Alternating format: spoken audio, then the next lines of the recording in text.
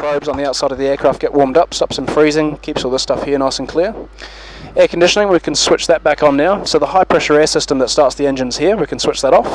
That comes from the auxiliary power unit. This one can go to auto, just in the middle, yep. That's it, and the left and right air conditioning packs to auto as well. Cool, and that gets all the aircon back up and running. Next one here will be the auto brake. We'll switch that to RTO. Now that stands for rejected takeoff. So if anything goes wrong while we're still on the runway, we can close the throttle completely, and that will put full braking automatically on the wheels for you. And the last thing here will be flaps into 5 degrees. So that lever there, lift it up, drop it under the gate, back up the other side, and then to 5. Perfect. Okay, so you got your feet ready on the pedals. Yep, just want to release the parking brake there, push that forward, and just dim your light very slightly. There's a white dial there, just wind it back to about the same as mine. That's it. There we go, just come up a little bit. There we go, so you can still see what's going on. Okay, so if you want to get your hand on the throttle there, just give us a tiny bit of thrust just to get the aircraft rolling. Just a very small amount. That'll do, and the aircraft will start to drift forward. Now what we're going to do is, you can see these 2 yellow signs here. We're going to go around the back of that one and stay in between the blue lights. Okay? And just try and pick up these yellow centre lines as early as you can. So just using your feet to steer, so nice and gently, just get a bit of a feel for it. Okay, quite sensitive? Yep. That's it.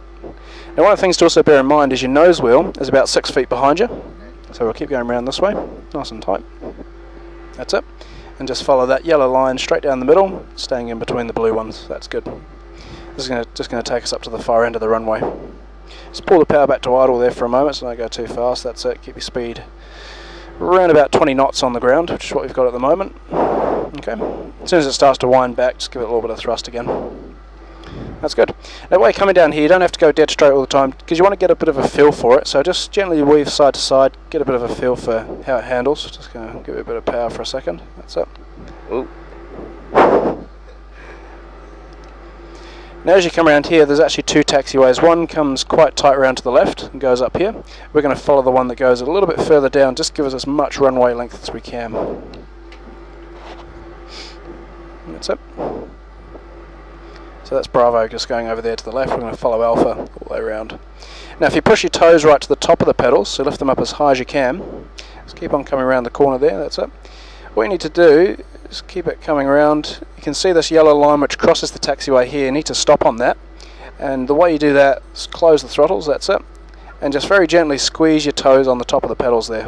That's it, that'll do. Just hold them about there. That's the way. Perfect. Parking brake on.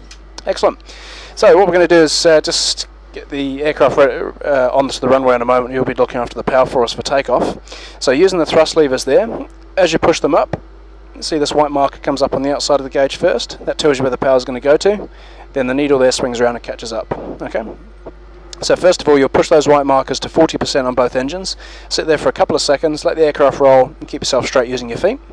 Once everything's steady at 40%, so the engines have stabilised, you then go through from 40% to the orange markers just there. Okay, and that's not quite full power, it's just slightly shy of 100% as well. These engines have got about 130% built into them. Once they get in place, both hands on the controls, and I'll call out 3 things to you as we accelerate down the runway. The only one you need to worry about is when I say rotate. When I say rotate, just ease the controls back, and you want to bring the nose up to 15 degrees. Okay. Once it gets to 15, we'll go through the rest from there. Make sense? Yep. Cool. So let's go for it. Just release the brake, a little bit of thrust, and we'll get ourselves onto the runway. So again, just following this yellow line around to the left. That's it. As soon as you enter the runway, just put one hand on the control column as well, just so you're fully in control. That's it. Start bringing it around the corner there. That's it. And always kind of looking ahead around the corner to try and find the centre lines. See the white lights that go down the middle. That's it. Keep it coming around. That's cool. There you go. Okay, you can see the sun's just coming up over in this direction here. Alright, so up to 40% just there, it's just a little bit of an increase there. That's it. Keep your hand on the throttles, just looking outside, keeping yourself straight, and I'll check the engines for you. They're all running pretty well, so that's all looking fine. So all the way through to the orange markers, and away you go. So a little bit more. There you go, perfect. Both hands on the controls. Very good. So just using your feet still, just keeping yourself straight, and that's great. Just passing 80 knots, doing about 160 kilometers an hour already. That's very good.